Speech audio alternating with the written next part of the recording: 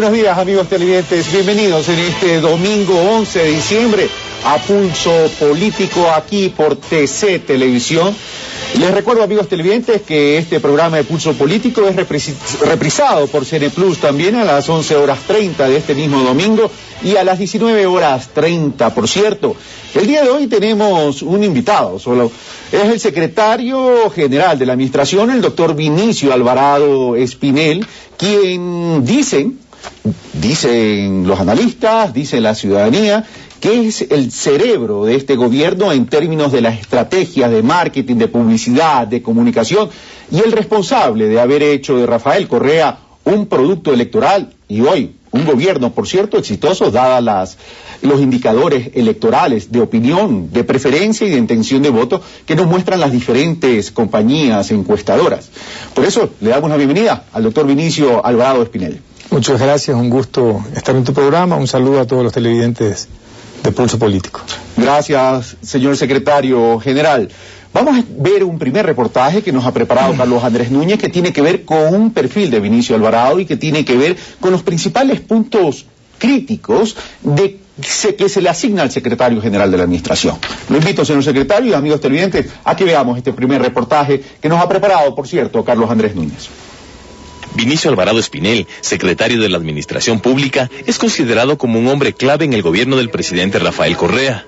Pese a que ha mantenido un perfil bajo, su gestión no ha pasado desapercibida, pues muchos lo consideran como el secretario más influyente dentro del gabinete ministerial y uno de los principales responsables del estilo y la fortaleza que ha llegado a tener el régimen actual. No obstante, este estilo de gobierno, que se ha ido configurando con la imagen del presidente Correa, ha sido cuestionado por muchos sectores, ya que lo consideran demasiado confrontativo. De hecho, en varias ocasiones se ha visto enfrentado en diferentes conflictos legales, especialmente con medios de comunicación, con los que existe un constante choque. Uno de los casos más sonados es sin duda el del diario El Universo, que ha trascendido las fronteras nacionales y ha llevado a generar un debate en instancias internacionales, como la Convención Interamericana de Derechos Humanos, que ha cuestionado el manejo de la libertad de expresión en nuestro país, a raíz de la cuantiosa demanda planteada por el presidente Correa contra dicho medio. El debate de la Ley de Comunicación en la Asamblea también ha sido observado y la difusión de los informes sabatinos del mandatario. De hecho, este último tema ha sido de los más polémicos, pues varios sectores señalan que de este modo el gobierno impone la agenda de debate político semana tras semana, manteniendo así cierta hegemonía. El tema está ligado a la intensa campaña publicitaria que ha implementado el gobierno en estos años, al presentar a diario diferentes cadenas y spots publicitarios de la labor que ejecuta en todo el país. Precisamente por esto, el secretario de la Administración, Vinicio Alvarado, ha sido señalado por tener una vasta experiencia en la industria publicitaria. Se dice que ha sido el gestor de esta estrategia mediática de posicionamiento del gobierno, así como quien perfiló el estilo que maneja el presidente Correa. Pero, sobre todo, ha sido cuestionado porque para financiar este objetivo, se dice, ha tenido que utilizar una elevada cantidad de fondos públicos. En este sentido, surgen nuevas inquietudes, pues por ser el 2012 un año electoral, sectores de la oposición han manifestado su preocupación, ya que advierten una contienda desigual por el aparataje mediático con que el gobierno actual cuenta. Carlos Andrés Núñez, Pulso Político. Gracias, Carlos Andrés Núñez. Bueno, comenzamos, doctor Vinicio Alvarado, señor secretario general de la Administración. Permítame comenzar parafraseando la publicidad del gobierno. Yo lo acuso, doctor Alvarado, de ser el responsable de lo estilo confrontacional del gobierno. Quienes conocen de comunicación, Carlos, y algo de técnica tienen, sabe que es imposible vender una mentira. Probablemente por un tiempo lo logres hacer, pero no por el lapso de 5 años y muy pronto, hasta que termine este gobierno, 6 años. La aceptación del gobierno tiene más que ver con la publicidad, con las realidades tangibles que la gente percibe. Creo que nadie puede negar la obra de infraestructura, nadie puede negar el acceso a la salud, que entre paréntesis está entre una de las áreas mayor calificadas dentro de la gestión del gobierno, a pesar de todas las complicaciones y todo lo que aparentemente se ha revelado buscando los ángulos negativos de aquello. Pero yo creo que todo tiene que ver realmente con una espléndida gestión de gobierno. Es verdad que la publicidad ha ayudado a mostrarle a la gente que no tiene la posibilidad de ver áreas en las que no vive, por ejemplo, la gente rural, no sabe que se ha construido una gran carretera en algún sector o que se ha construido un nuevo hospital en su sector. Pero hay una máxima, es decir, nadie compra lo que no necesita, por más publicidad que se haga. Así que creo que lo que hemos hecho es comunicar una verdad. Pero ya que estamos hablando de máxima, lo que no se comunica no se conoce, lo que no se conoce no existe. Dentro de esa estrategia de masificación lo que se trata es apuntalar la obra del gobierno y empoderar a la ciudadanía. ¿Esa es la estrategia? Nosotros tenemos una delegación hecha por el pueblo ecuatoriano a través del presidente de la República, que nos ha designado funcionarios como tales, y cada uno cumplimos un papel. Creo que es parte de la obligación y de responsabilidad decirle a los mandantes qué está haciendo esta persona a quien se le ha delegado la gestión de gobierno, y creo que es una obligación. Sucede también en la vida privada, o sea, los grandes directorios, las grandes corporaciones tienen que informarle a los accionistas, en este caso los dueños del pueblo, de la patria, del país, tienen que saber qué se está haciendo con su dinero. Y también, y esto es importante, hay que decir cómo piensa este gobierno, y creo que ha sido parte de la franqueza y la transparencia, decir qué queremos hacer, a dónde vamos y cómo pensamos, inclusive arriesgando capital político. Vamos a aquello. O sea, nadie discute la obra que ha hecho este gobierno. Sería absurdo por lo discutir, porque las carreteras están ahí, la obra social está ahí, los hospitales están ahí. Ya otro tema y otra discusión es la calidad del modelo de gestión del gobierno. Eso es harina de otra materia o de otro costal. Pero dar a conocer toda esa gran obra pública y toda esa gran obra social implica confrontar tanto. Bueno, creo que la confrontación viene quizás del temor a que la gente sepa lo que se está haciendo. No te olvides, Carlos, que parte de la función de la publicidad, de la comunicación, es generar confianza para generar una conducta en la ciudadanía. En la vida privada se hace. Un determinado producto anuncia determinadas características, genera una confianza, por lo menos temporal, que genera una creencia. Este producto me va a servir para esto, y mueve una conducta. En la parte política, social, también es bueno generar creencias positivas para tener conductas positivas, como cohesión social, como acción colectiva. Por ejemplo, el pago de impuestos es una gran muestra de aquello. Cuando cogimos el gobierno, había una recaudación promedio de 4.500 millones de dólares. Hoy se llega a 10.000 millones. Una inversión publicitaria que tenga ese retorno social tan grande es la mejor inversión para un Estado. Y un pequeño detalle, Carlos, si me permite. Por favor. Transmitir las obras que implica la realización, un hecho tangible, tiene detrás una gran verdad. ¿De dónde salió tanto dinero que antes no había?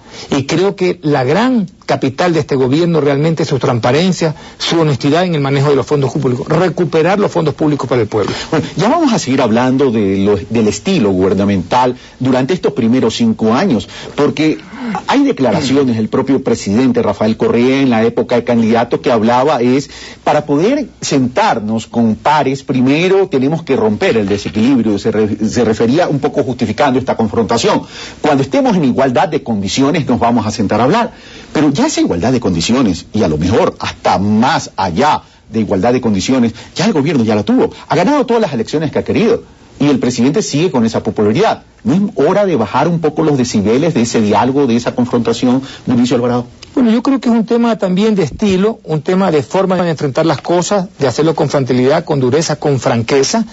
Hay muchísimo aún por cambiar. No te olvides que cuando la patria se perdió, porque este eslogan de volver a tener patria, más allá de un eslogan, es el reflejo de una realidad. ¿Qué significa no tener patria? Significa que los ciudadanos de baja condición económica no se sentían dueños de, por ejemplo, el petróleo, no se sentían dueños de parte de la recaudación de los impuestos, etcétera. Entonces, esa devolución de la patria, esa pérdida de la patria hizo que se corporativice el Estado, que hayan grupos de organizaciones sociales, también grupos de poder político, también grupos de poder económico, y cada uno hizo el sálvese quien pueda, incluso organizaciones sociales, como te digo. Entonces, romper esas argollas cerradas, por ejemplo, los privilegios exagerados en algunos sindicatos, los privilegios exagerados en organizaciones sociales, creerse dueño de algunas áreas del país, implica seguir confrontando, romper los atavismos. Por ejemplo, el tema de la evaluación y capacitación de profesores eran argollas que no podían abrir. Todavía hay mucho que cambiar y todavía hay mucho que enfrentar. No necesariamente confrontar, significa confrontar la realidad versus la mentira, el futuro versus el pasado. Y en esa dinámica creo que hay mucho por develar todavía. Pero en esa dinámica, enfrentar el pasado, el presente y proyectar el futuro estaría correcto. Pero en los enlaces ciudadanos y en el estilo presidencial, se utiliza un lenguaje duro, se utiliza una confrontación dura, y para desmentir o para dar la verdad, mejor dicho, del gobierno, se utilizan existen espacios como cadenas, etcétera, etcétera, en la televisión, donde, por ejemplo, un ejemplo es lo del doctor que ahorita no recuerdo el nombre, de la última cadena que salió. ¿Eso no es saturar hasta cierto punto? Yo pienso que es el respeto a la verdad, Carlos. Probablemente el lenguaje a veces, o la forma puede ser dramatizada de una manera dura, de una manera franca, de una manera cruda, pero jamás se distorsiona la verdad. Y plantear unas cosas tal como son, confrontar verdades a medias con verdades totales, probablemente es tomado como una cuestión un poco dura, pero simplemente lo que se persigue es la verdad. Si una persona dice, yo no cobré por un trabajo, es una mentira a medias, porque estaba en delegación en otra función y por lo tanto sí cobró por eso, porque no hacía lo otro, estaba haciendo esto. Entonces se pretende confundir a los televidentes, a la opinión pública, con determinadas verdades a medias, y había que decir la verdad tal cual era. El señor sí tenía un sueldo, sí cobraba por aquello, pues estaba en funciones delegadas en otro. Además que recibía, por ejemplo, viáticos por aquello. Entonces la gente se puede quedar con una sola idea. La verdad es tal cual es, y así hay que plantearla. Ok, vamos a regresar después al estilo presidencial, pero todas estas verdades, señor secretario general y doctor Vinicio Alvarado, y toda esta comunicación, toda esta estrategia de comunicación gubernamental, de comunicación política, donde la publicidad es un elemento de la comunicación, no es la comunicación en sí, requiere de ingentes recursos económicos. La revista Vanguardia, en la edición del 21 al 27 de noviembre, saca un reportaje sobre la campaña que ya se nos viene prácticamente a puertas en el 2012, previo a las elecciones del 2013. Dice, el camino a Carondelet 2013 comienza con un jefe de Estado que ha dejado claro que los recursos económicos no pueden ser un limitante. Se refiere a la inversión global del gobierno. Dice, la primera muestra de esta gran estrategia millonaria es la proforma presupuestaria para el 2012, estimada en más de 26.000 millones. Hay un incremento de alrededor de 2.000 millones en relación al año anterior. Rafael Dávila, asambleísta crítico al oficialismo, dice, de aprobarse esta proforma, el gobierno podrá contar con más de 295 millones de dólares para este tipo de gastos. Se refiere a la publicidad y comunicación. Hay al menos 10 partidas presupuestarias que así lo confirman. 295 millones para el año 2012, dice Rafael Dávila, asambleísta crítico al gobierno. Carlos y ciudadanos, primero todo es una total mentira que hay que aclararla, con la dureza que acostumbramos. La primera pregunta que habría que hacerle a los ciudadanos, si por qué en un año electoral se pretendería entonces que el gobierno haga menos obras, hay que preguntarle a los ciudadanos si estarían de acuerdo con eso, que se hagan menos hospitales, que se hagan menos escuelas, menos carreteras, a efecto de que el presidente sea tan pulcro y tan franco, dice, como viene época electoral, entonces no voy a hacer obra social, no voy a hacer obra de infraestructura. Y segundo, la gran mentira que hablamos, ¿no es cierto?, decir las verdades a medias. En esa partida de 298 millones de dólares... Son varias partidas. Están, por ejemplo, el material para las cédulas, el material para las licencias, las fotografías aéreas para el catastro nacional de los terrenos del país.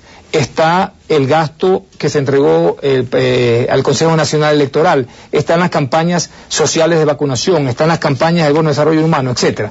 La verdadera inversión en publicidad, pago de medios por publicidad, no pasó de 18 millones y no será para el 2011 más de 20, 22 millones de dólares. Para el 2012. Para el 2012 no va a ser más de 20, 22 millones de dólares, absolutamente. Y para el 2011 estamos cerrando en cerca de 18 millones de dólares. Esos 298 millones es otra manera tramposa de engañar a los ciudadanos. Ahí están puestos partidas, ahí están los libros para las escuelas, etcétera. Entonces, ellos lo saben, sin embargo lo ponen así para confundir a los ciudadanos. Ok, a ver, estamos hablando entonces que el 2011, publicidad, es decir, pauta publicitaria, llámese en medios audiovisuales, o llámese en prensa escrita, medios escritos, estamos hablando de, en el 2011, 18 millones y en el 2012, 22 millones, ¿correcto, señor secretario? Exactamente. Ok, ahora, en este mismo reportaje o artículo, nota de prensa que le estoy haciendo mención de la revista Vanguardia y donde el asambleísta Rafael Dávila menciona los 295 millones, hay varios rubros, pero voy a puntualizar dos rubros. La partida 530207, que dice difusión, información y publicidad, 53 millones. Y la partida 730207, que dice también difusión, información y publicidad, 76 millones. Es decir, si sumamos las dos partidas, suman más de 120 millones de dólares. Lo responsable sería desglosar aquello. Ahí están ferias internacionales, participación del país en ferias turísticas en Alemania, participación en Francia, acciones publicitarias y de comunicación, libros, folletos, catálogos, publicaciones, memorias, ferias, como le decía, eventos internacionales, conferencias, etc.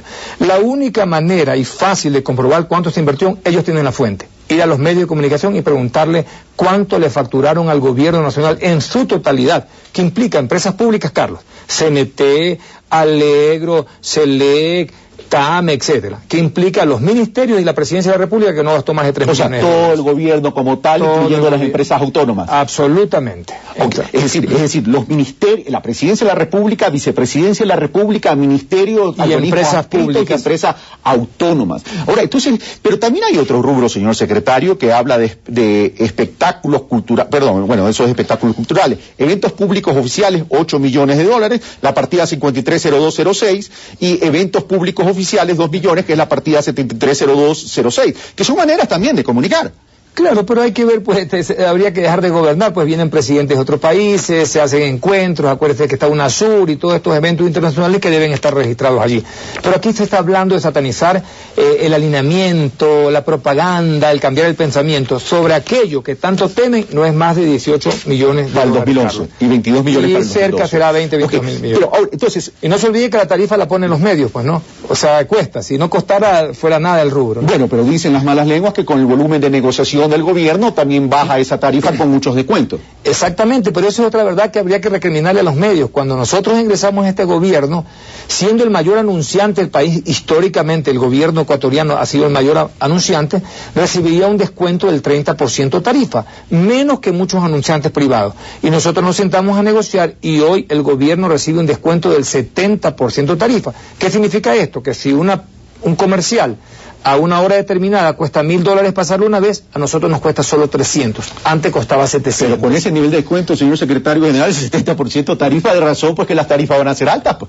Las tarifas o la exposición va a ser muy alta. Así, eso significa eficiencia también de este gobierno, que es eficiente. Ok, bueno, eso es cuestión de habilidad de negociar y eso no está en... de justicia también, de defender los recursos de los ciudadanos. Del Estado ecuatoriano, que son los ciudadanos. Pero vamos a lo siguiente, es decir, a ver, pensar de que no vaya a haber gastos de publicidad en cualquier orden de la vida corporativo sería, perdónenme la palabra, sería una estupidez. Incluso inconstitucional, porque sería negarle a los ciudadanos lo que tanto se defiende, la libertad de expresión, de comunicarle. Ok, pero vamos a los equilibrios. ¿Cómo está distribuido este gasto publicitario para el 2012 de 22 millones de dólares, considerando que es un año preelectoral? Es decir, ¿cuánto está yendo a medios incautados, a medios públicos, aunque los medios públicos no pueden recibir propaganda? ¿Cuánto está yendo a los medios incautados y a los medios privados? En el justo equilibrio, de acuerdo a su participación en sintonía.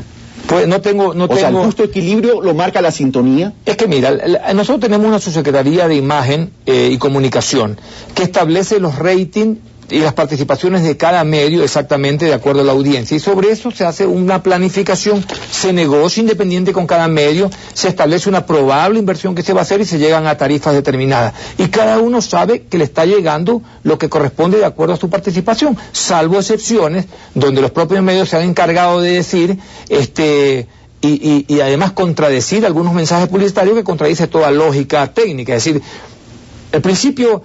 Hay una teoría que dice que el medio es el mensaje. Si yo pongo un mensaje en un medio que me descalifica, es una inversión mal hecha, es botar la plata de los ecuatorianos. Entonces, cuando los medios han llegado a ese nivel de distorsión, de criticar un propio spot de un cliente al aire, en un noticiero, por ejemplo, evidentemente nos están diciendo, sabes que no me pongas aquí porque yo voy a combatir tu publicidad. Me gustaría ver si lo hacen con su publicidad privada. Entonces, eso han habido excepciones, pero en términos generales la inversión está de acuerdo a la participación. Es decir, ¿no se invertiría en función de los medios que atacan al gobierno? ¿Eso es lo que nos quiere decir, señor secretario? Lo digo con absoluta franqueza. Por ejemplo, Ecuavisa rechaza spots nuestros porque tiene su política, que la respetamos, aunque no la compartimos necesariamente porque nos impide tener una mejor exposición en un segmento que ve aquel canal. Pero, por ejemplo, restringe un solo spot del gobierno por segmento o por programa. Nosotros quisiéramos pautar más. Ellos, no tenemos más pauta en Ecuavisa, por ejemplo, porque ellos en su política no lo permiten, pero más bien tenemos deseos de seguir invirtiendo. Usted sabe que los noticieros de Ecuavisa y algunos personajes de allí son claramente opositores al gobierno. Ok. Señor secretario, en el momento que yo acepté sentarme aquí, ejercer el rol de comunicador y hacer entrevista, mi obligación es con la ciudadanía y recoger las inquietudes de la ciudadanía. Hay algo que ha preocupado a la ciudadanía y que se ha dicho y se lo comenta en ciertos círculos, y por eso se lo voy a preguntar de forma directa. 22 millones de dólares en inversión publicitaria, porque aquí estamos hablando meramente de publicidad y de pautaje, genera... Si no estuviéramos hablando del gobierno y hubiera una gestión por conseguir esta publicidad, generaría una comisión de agencia, una comisión de publicidad. Los medios incautados cobran, o los ejecutivos de los medios incautados, que son los responsables de las áreas comerciales y de venta, cobran comisión por las publicidades que el gobierno les pone. Carlos, no te olvides que ellas son empresas que participan en el mercado privado, tal cual era la azucarera, tal cual es EICA, tal cual son otras de las empresas incautadas. Son empresas que participan, que tienen que dar sueldos, que tienen que dar utilidades, que tienen que dar renta. Las políticas internas de esa empresa no las ponemos nosotros, las ponen ellos. Nosotros simplemente generamos una pauta y decidimos en qué medio y cuánto, de acuerdo a los objetivos, a los grupos objetivos que estamos dirigiéndonos, al perfil de la programación. Sobre eso habría que preguntarle directamente a los medios y a los gerentes. Entiendo que en todos los medios que participan privadamente tienen políticas comerciales que tienen derecho de escrutarla, derecho a analizarla y derecho a criticarla. Nosotros no le ponemos la política. Y derecho a que rindan cuentas, porque lo ideal sería que las comisiones guarden reciprocidad con alguna gestión que se ha hecho por adquirir esa publicidad. Lo que sí, Carlos, es que el primer objetivo nuestro era preservar el valor de aquellas empresas para que cuando se vendan no sean empresas deterioradas, empresas quebradas, y creo que son buenos ejemplos de desarrollo. TC ha tenido un crecimiento importante, una participación, sigue siendo el líder a nivel nacional en la sumatoria de participación en los canales. Gama no está tan bien en términos de participación, pero creo que económicamente tiene un punto de equilibrio adecuado. Pero insisto, el manejo comercial depende de las administraciones que están delegadas aquí, y tendrán que responder por ello, obviamente, ¿no? Sí, esa es la idea, que cada uno asuma su corresponsabilidad. Ahora, no te olvides que son empresas comerciales incautadas, no son medios públicos. Son privadas. Para mí eso está claro. Para mí, y se lo dije a la asambleísta Escala cuando un pulso político dijo lo contrario, yo le advertí. Ahora, que cada administración rinda cuenta de lo que debe rendir cuenta, eso es otra cosa. Vamos a lo siguiente. En los primeros años políticos, ¿no va a haber un desequilibrio en ese sentido de una campaña electoral con 22 millones de dólares en manos del Estado versus candidatos dispersos o con coaliciones que puedan formar en presencia de medios? No te olvides, Carlos, que eso es un presupuesto, que no necesariamente tú te preparas de acuerdo al proyecto que vas a hacer, pero jamás vamos a infringir la ley electoral. Cuando se establezca vedas, cuando se establezca que no se pueda pautar, como todos los años, lo haremos. Mientras podamos, comunicaremos a los ciudadanos. No te olvides que en esa inversión, Carlos, insisto, es una inversión, parte de una política de comunicación que responde y es responsable con los ciudadanos. Ahí hay campañas de vacunación, ahí hay campañas de incentivo, ahí hay campañas de valores. Me gustaría que me digas, Carlos, ¿qué campaña es particularmente política y que diga, genera adhesión y que no establezca una información? Lo que pasa es que hay métodos y formas divertidas, como ¿Puedo contestar, señor secretario? Sí, por supuesto. Yo acuso, señor presidente.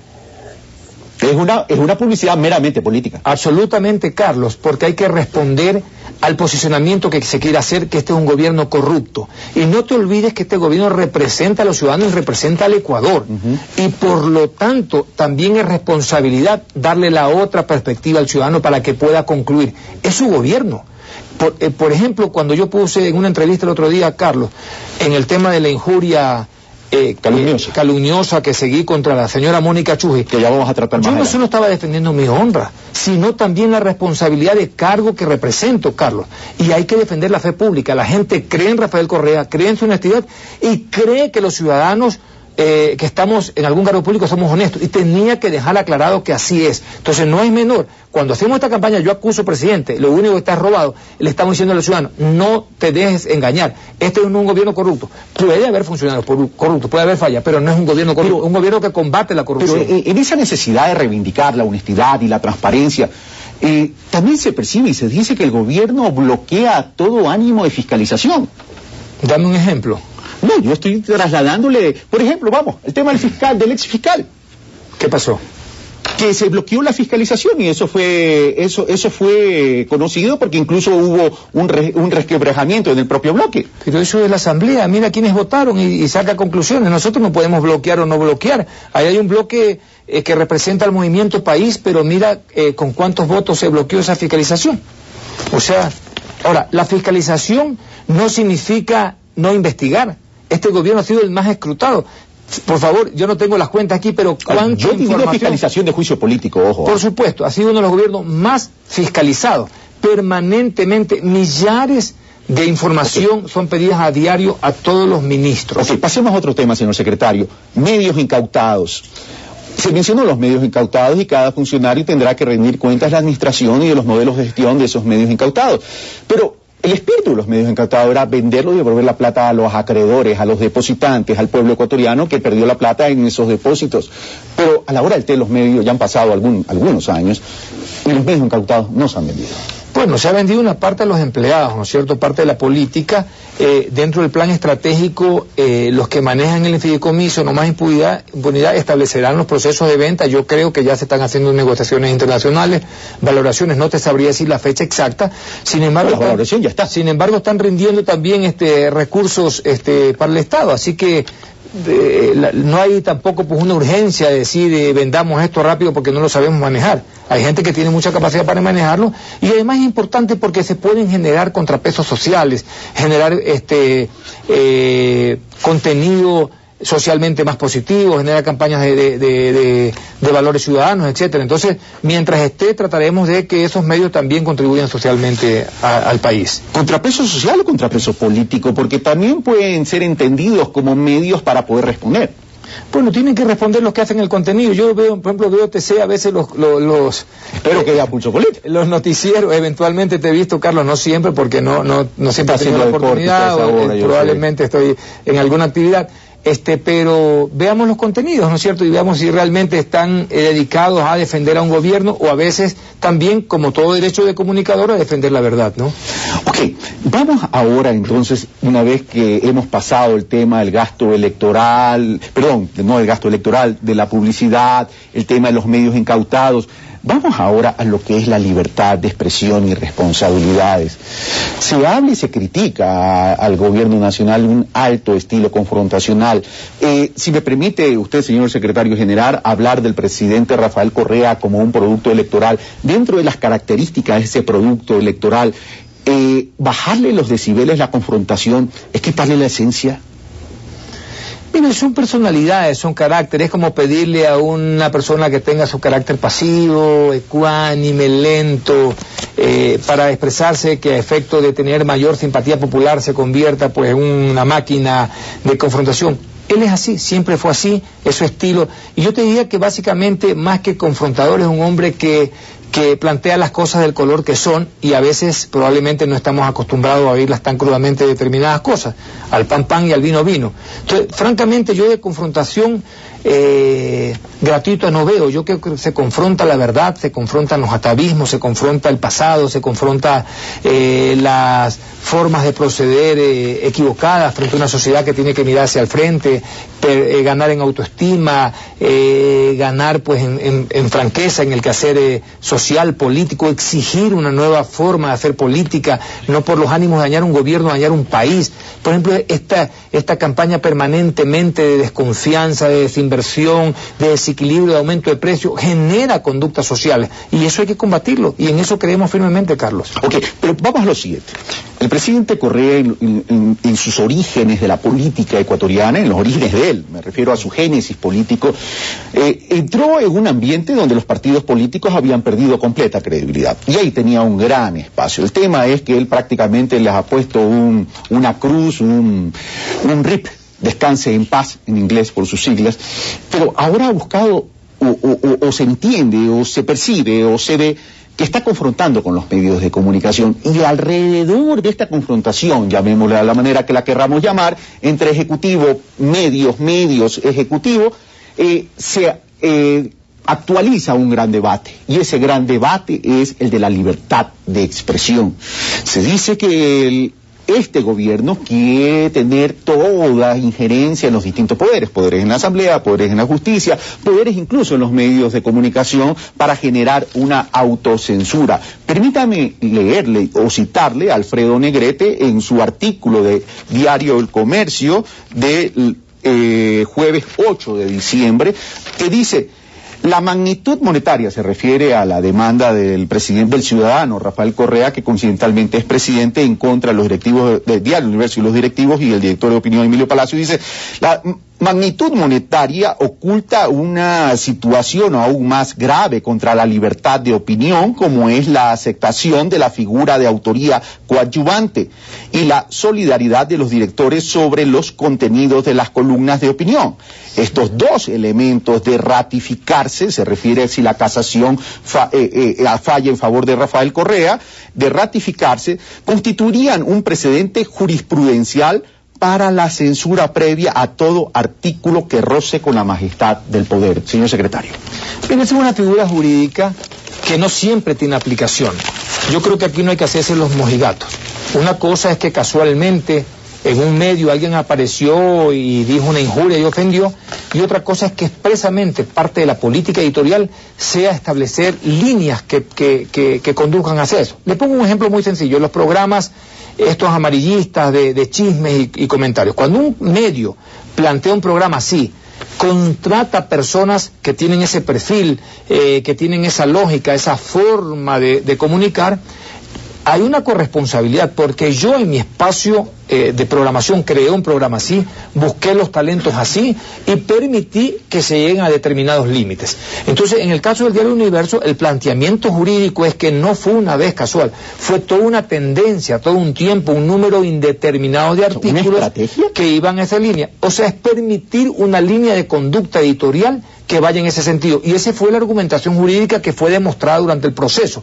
Yo no soy abogado, yo no estuve viviendo en el detalle del proceso, pero esa es lo que permite ir a la autoría coadyuvante. No es casual, pues no puede ser que un día, como yo soy dueño de un carro, te lo presté, te chocaste, yo soy autor coadyuvante. No, pero si yo tengo una compañía, por ejemplo de transporte, y sé que tú eres alcohólico, y sin embargo de aquello te doy permanentemente mi carro, yo soy coautor coadyuvante, porque sabía lo que tú estabas haciendo y la irresponsabilidad que podías cometer. Permítame entonces replantearle la pregunta para precisar y que la teleaudiencia también saque conclusiones de su respuesta. Okay. Esto significaría, señor secretario general, entonces, de que si Emilio Palacio hubiera escrito uno, o máximo 2 artículos o 3 artículos, simplemente la demanda del señor presidente de la República o del ciudadano Rafael Correa Delgado hubiese sido solo contra el editor de opinión y no contra el diario o los directivos del diario, porque no hubiera existido esa autoría coadyuvante, porque no se estaría comprendiendo que hay algo sistemático o una estrategia. Ese es el punto.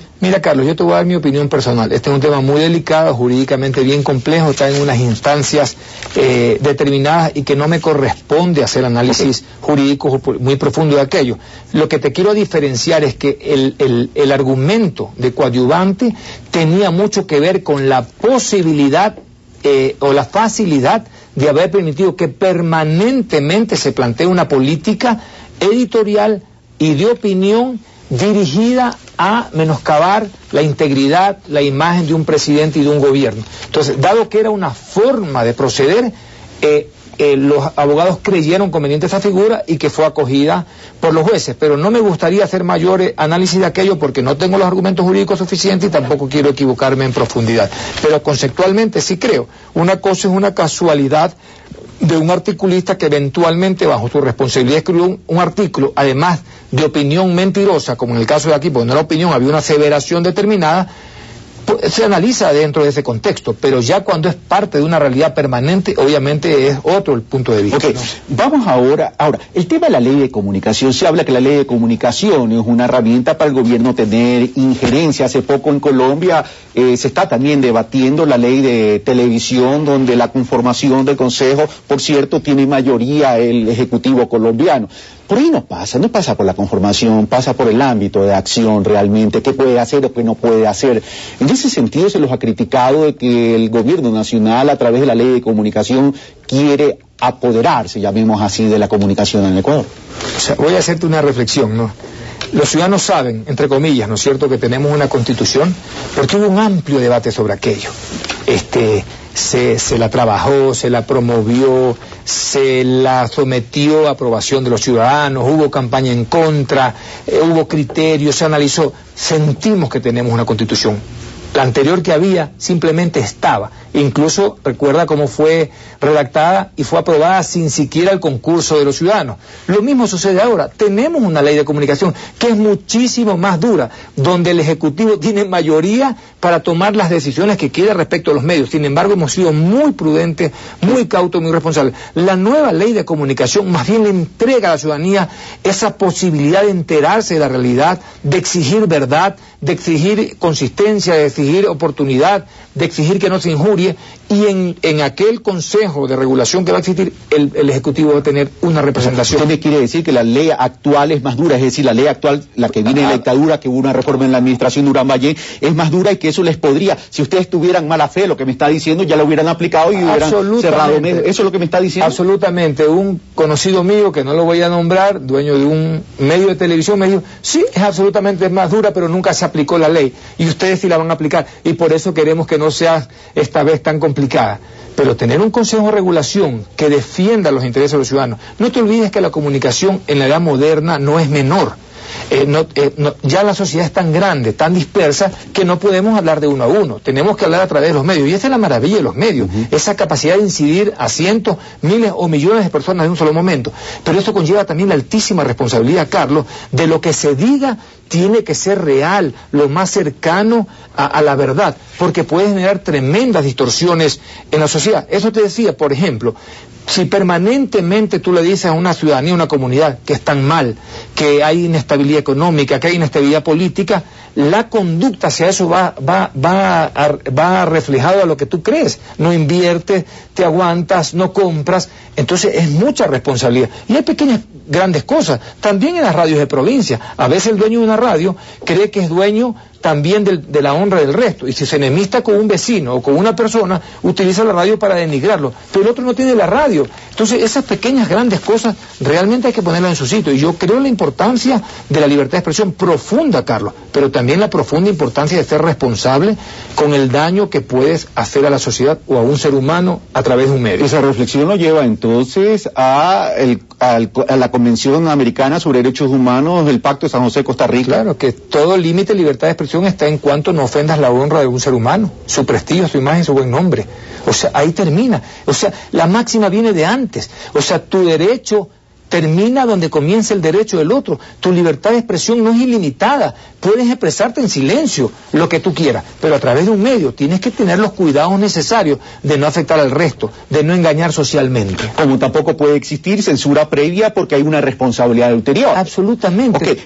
De hecho, el señor editorialista Palacio del Universo tuvo tal libertad de expresión que pudo llegar a la infamia a ser presidente de la República. Jamás hubo censura previa, pero lo que dijo tenía que probarlo, o demostrarlo, o decir es mentira, una de las dos. Vamos al otro tema polémico, y voy a tener que correr, me encantaría de poder extenderme más, pero el horario del programa es de 1 hora. Vamos a ver este conflicto con Mónica Chuchis, y mientras pasa el reportaje, seguramente le van a servir el vaso con agua que está reclamando el señor secretario general.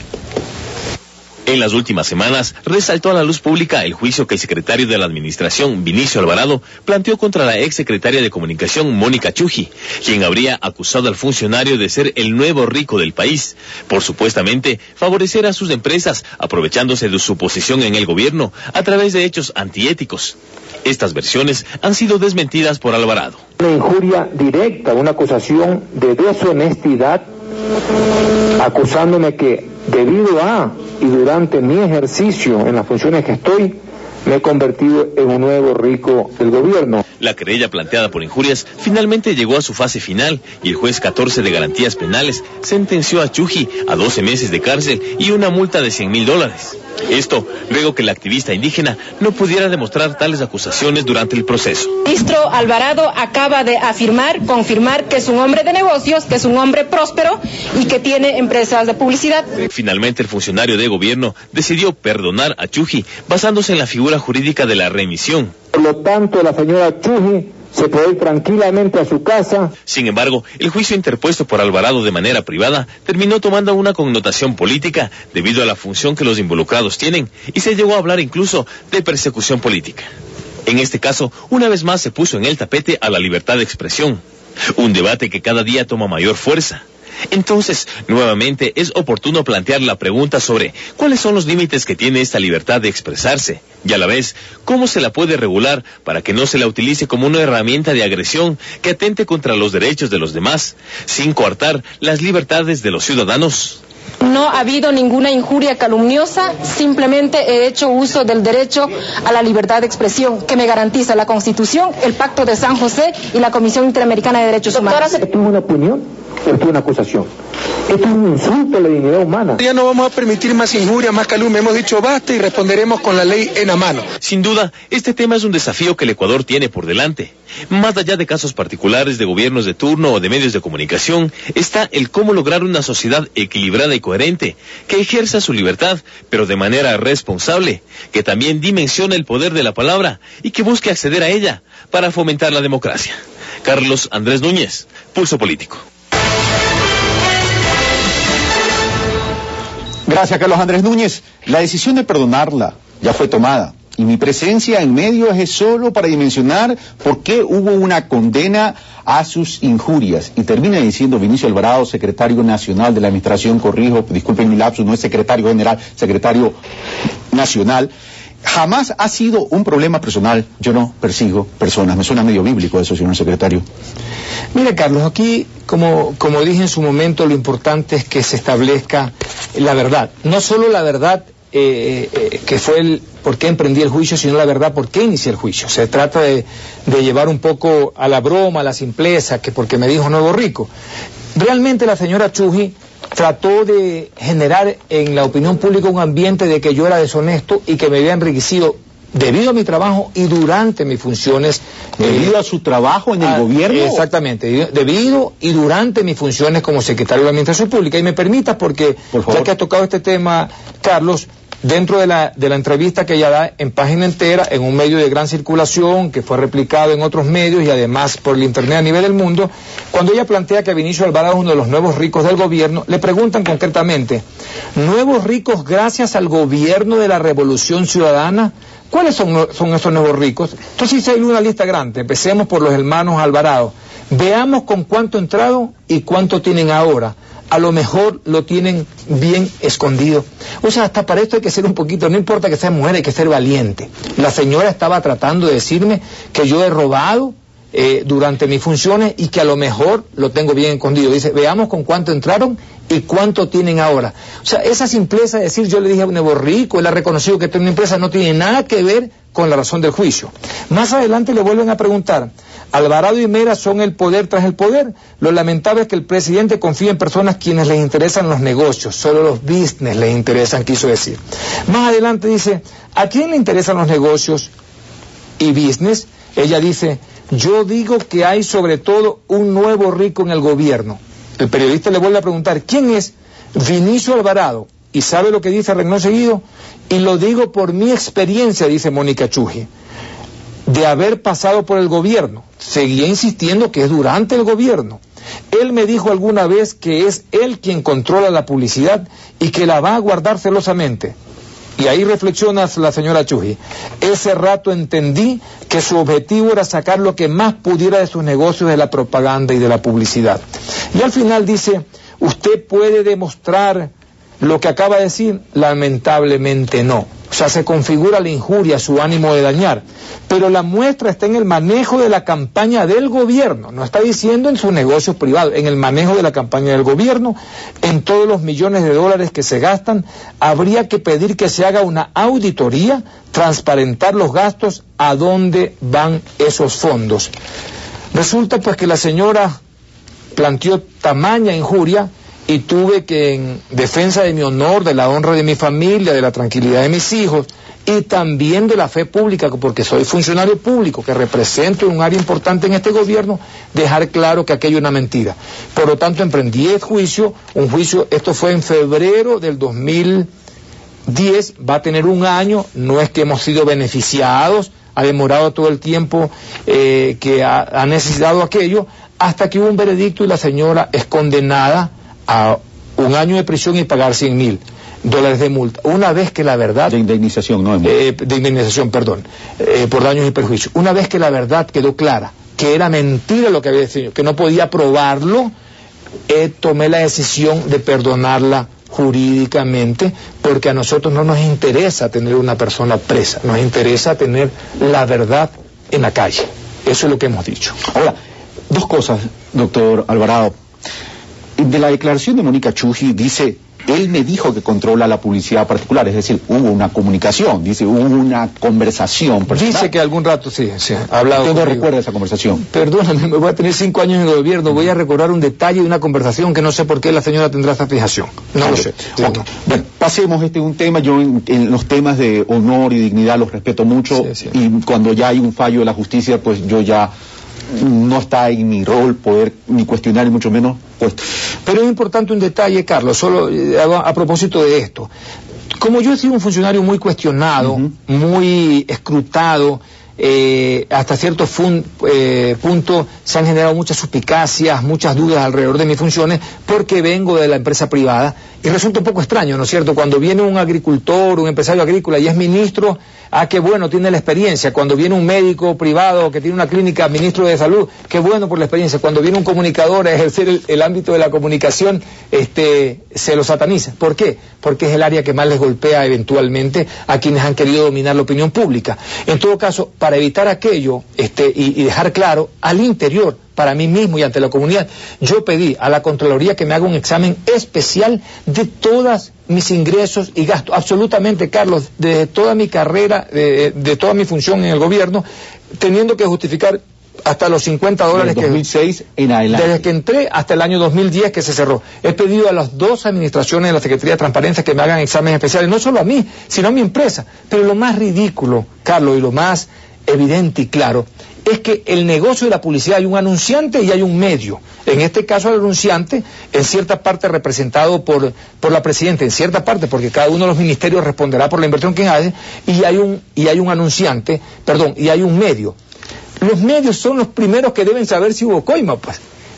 Que el primer medio que diga que ha habido una irregularidad, que salga a decir, sí, yo le di una participación de mis ingresos a Vinicio Alvarado. Que salga el primer medio, a pesar de que ellos saben que esto es mentira, porque ellos lo viven, Carlos. TC lo vive, Gama lo vive, Coavisa, Teleamazonas, El Universo, El Telégrafo, El Comercio, todos lo viven porque reciben la orden, ellos son los que facturan y ayer les pagamos.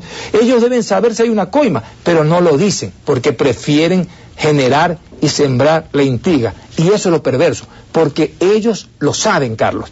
Entonces, entre un anunciante y un medio, ellos deben saber, pues, o si le dieron a la comisión la coima a la agencia de publicidad o me la dieron a mí. Ellos saben que no existe, pero sin embargo se permiten repetir, publicar ellos, y ellos se quedan callados. Ellos saben la verdad y no la quieren decir. Ok, es decir, hay fiscalización, hay auditorías, y los resultados de la auditoría son informes limpios. Y fiscalización también, porque me sometí a una investigación en la Fiscalía por la denuncia que hizo este señor Solórzano, que también se inventó de una trama y que también tendrá que ir preso por aquello. Exactamente. Okay. Pasemos a otro tema, doctor Alvarado, señor secretario nacional, porque ya se nos va terminando el tiempo. Bueno, El próximo año es el año preelectoral, 2012, previo a las elecciones del 2013, ya lo he repetido varias veces. Me imagino que va a haber intensidad del gobierno, lo que el presidente de la República habla cada vez que estamos cercanos a las elecciones y cada vez que gana las elecciones, vamos a radicalizar aún más la revolución ciudadana. ¿Cuáles son los términos de radicalización de esa revolución ciudadana? ¿Qué es la revolución? La revolución nuestra: excelencia, rapidez, justicia, equidad, excelencia creo que ya te dije al principio. Eso se va a radicalizar. Mejores universidades, mejores profesores, mejores hospitales, mejores escuelas, hidroeléctricas, energía alternativa. Eso se va a radicalizar. Ojalá hubieran elecciones más seguidas para que de esa forma se responda a los ciudadanos. Pero, señor secretario, el tema no solo pasa por recursos, el tema pasa cómo administramos los recursos y qué tan eficientes son los modelos. Ustedes tienen indicadores de gestión por resultados, que es el famoso GPR, tienen los indicadores de gestión y eficiencia del Estado, etcétera, etcétera. Pero ¿en qué deben mejorar? Porque no todo es color de rosa, porque vamos, no estamos en Alicia del País de las Maravillas tampoco. Mira, los gobiernos esencialmente son políticos porque toman decisiones para el bien común. No necesariamente todo implica retorno en renta, pero sí implica eficiencia. O sea, la correcta asignación y la mejor rentabilidad del dólar invertido. Es decir, dice que la posición política de un gobierno se ve a dónde asigna los fondos, pero no solo por ello, sino también el mejor uso de cada dólar dentro de esa asignación. Porque eso genera rentabilidad social, eso estamos claros en conceptos de economía y de sociedad. Correcto, o sea, yo puedo hacer un hospital en la cumbre del Cotopaxi, pues, y cuya renta social es mínima. Entonces claro, hay que hacerlo bien, rápido y bien enfocado. Entonces, para aquello, para que tengamos una gestión correcta, hemos venido trabajando en un proyecto que se llama Gobierno por Resultados, que va acompañado de una herramienta tecnológica que es el gran Balance Scorecard o tablero de control. Entonces se van a capacitar cerca de 4.000 funcionarios públicos. ¿Qué aporta en esto? Vamos a tener un gran tablero de control. Es decir, nosotros tenemos un gran plan nacional del buen vivir, tenemos las agendas sectoriales y tenemos los proyectos que soportan aquello. Pero estos proyectos, para que logren eficiencia, tienen que ser adecuadamente realizados en el tiempo adecuado y con la inversión adecuada. Entonces, esta herramienta nos permite dar un seguimiento minucioso, detallado a los avances de cada uno de estos proyectos a efecto de lograr los objetivos. Es decir, una escuela no solo de educación, disminuye analfabetismo, genera acceso de oportunidades para el desarrollo humano. Pero no hablemos tan solo de lo bueno, que eso ustedes nos lo dicen en el Enlace Ciudadanos y en los spots publicitarios, que son bastante creativos, por cierto, y tengo que felicitarlo públicamente por eso, porque tengo un máster en lo que es la creatividad. Hay hay grandes equipos que nos apoyan. No, evidentemente, pero las ideas centrales. Pero vamos a lo siguiente, hablemos de los puntos críticos del gobierno, porque no todo es color de rosa. El tema de salud, por ejemplo, hay inversión, pero está probado que no solo es cuestión de asignar recursos, el tema también es de modelo de gestión. Claro, todo esto requiere, y me va a decir, de un proceso, pero ahí hay un punto crítico, señor secretario nacional.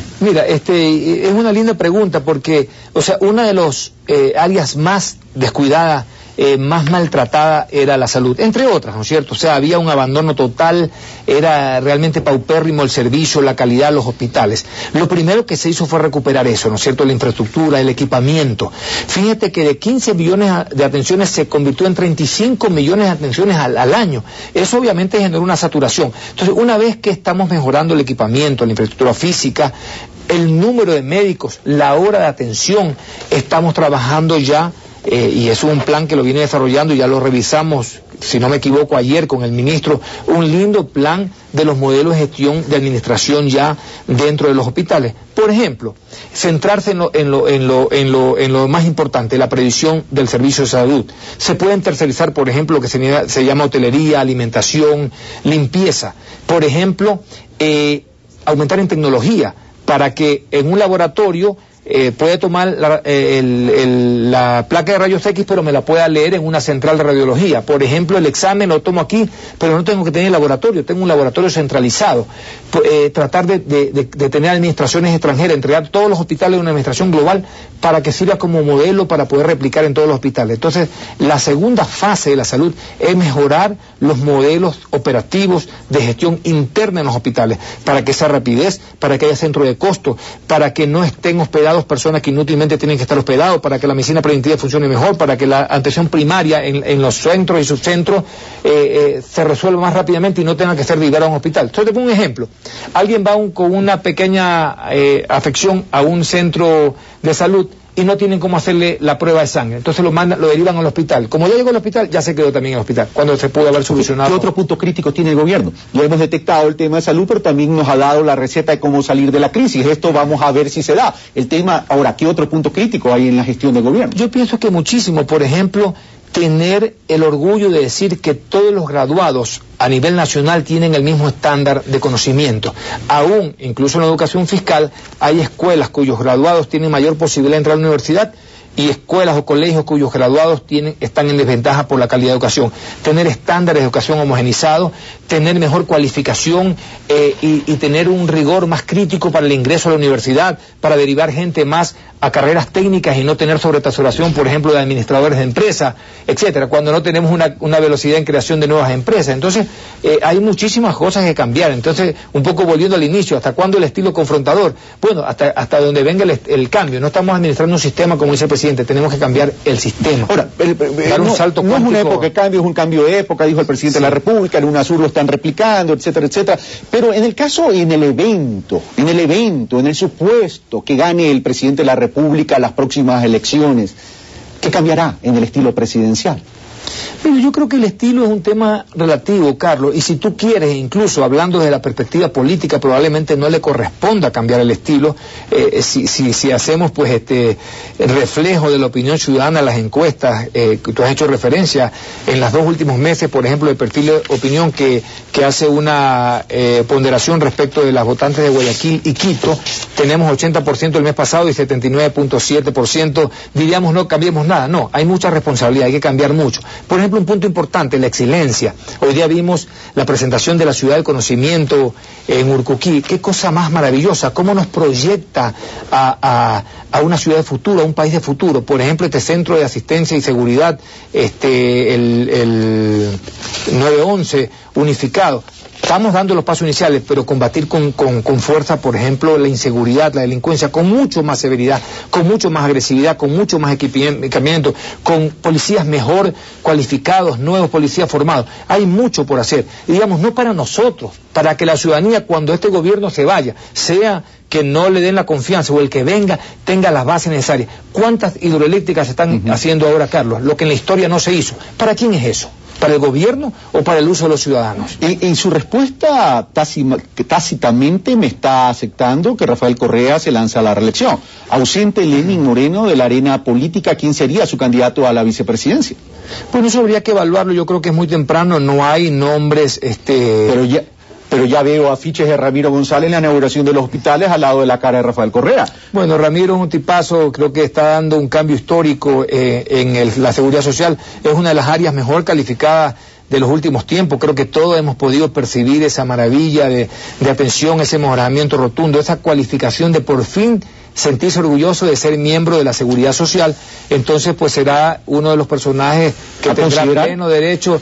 Y eso le corresponde al área política estrictamente y en su momento y también al presidente de la República, pero si tú me permites, yo creo que Ramiro pues es un extraordinario miembro de este gobierno, así como hay mujeres valiosas, María Fernanda Espinosa, Natalie Celi, Ricardo Patiño, o sea, hay ¿No lo incluye a Diego Borja en esa lista?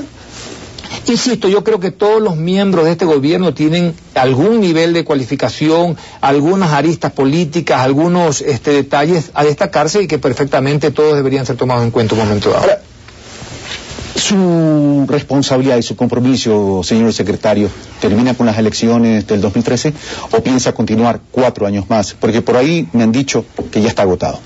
Mira, te digo una cosa, Carlos. Pocas cosas me ilusionan tanto como la transformación que está teniendo este país. Créeme que es maravilloso ver la satisfacción de la gente, que se refleja en expresiones de gratitud, pero también ver la cantidad de niños que pueden ir con orgullo a la escuela, que tienen uniforme, que tienen libro, que pueden sentirse con un desayuno escolar, personas que pueden ser atendidas en un hospital. Todavía falta mucho por hacer. Ese es el mejor retorno de la inversión de la vida de alguien. Pero sin embargo, no necesariamente todos estamos preparados para estar todo el tiempo en esa función. Como ciudadano ya me siento suficientemente orgulloso de lo que está pasando en el país, de lo que este gobierno está haciendo. Pero si ya puede decir misión cumplida, entonces ya se puede retirar. O está pensando de migrar Vinicio Alvarado, el estratega, el técnico de la comunicación, a lo mejor a la alcaldía de Guayaquil. en el 2014.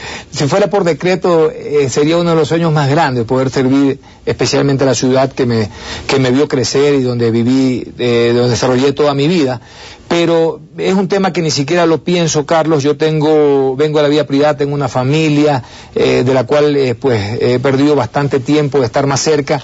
Pero insisto, el retorno ha sido suficientemente bueno, la ilusión suficientemente grande para mantener en esto. Lo evaluaré en su momento, como siempre lo he hecho en diversas ocasiones. Francamente lo he conversado con el presidente varias veces.